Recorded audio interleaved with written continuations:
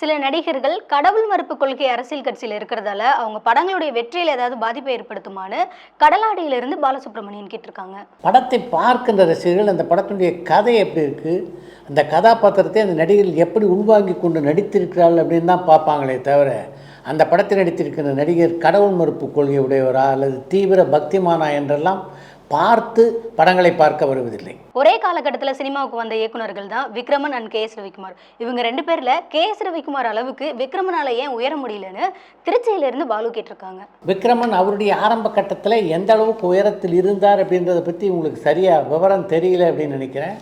ஒரு காலகட்டத்தில் தமிழ் சினிமாவிலே மிக அதிகமான சம்பளம் வாங்கி கொண்டிருந்த இயக்குனராக இருந்தவர் விக்ரமன். விக்ரமனை பொறுத்த வரைக்கும் பார்த்திங்கன்னா அவர் குடும்ப படங்களை தான் பெரும்பாலும் எடுத்தார். அந்த குடும்ப படங்களில் கதாநாயகர்கள் நடிப்பார்கள். ஆனால் ரவிக்குமார் அப்படி இல்லை, கதாநாயகர்களுக்கென்றே பல கதைகளை உருவாக்கி திரைப்படங்களை இயக்கினார். அதனால தான் ரெண்டு பேருடைய பாதையும் வெவ்வேறான பாதையாக இருந்தது.